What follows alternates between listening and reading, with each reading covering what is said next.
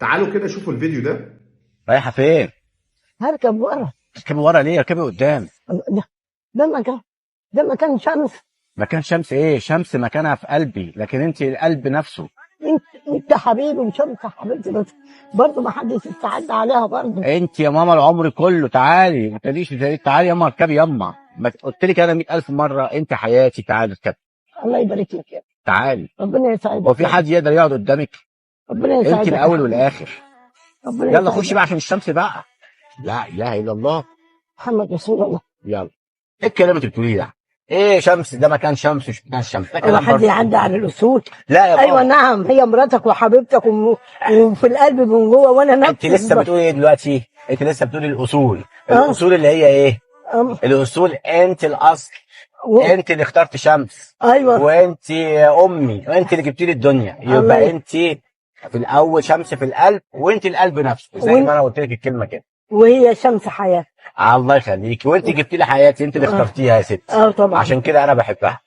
طبعا. وربنا يخليكي لينا وليك تنيت وليها. ايديا وهي بتحبك كمان. وانا روحي فيها يعني مش والله. عايز اقول لك شمس بتموت فيك.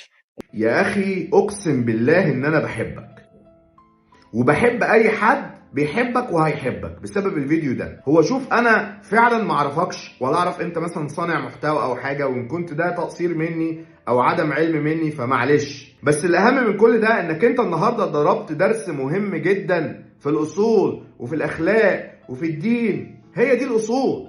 امك تقعد قدام، ما تقعدش ورا، الا اذا كانت بترتاح بقى ورا وهي طالبه تقعد ورا فبراحتها طبعا. وانا واثق ان مراتك اللي والدتك في الاساس اختارتها لك او اللي انت اخترتها اكيد شبهك، ومراتك لو عاونتك على ده تبقى مراتك بنت حلال ومتربيه وبنت اصول. وانا مش مستغرب امك عايزه تقعد ورا وتخلي مراتك قدام، وبنفس راضيه.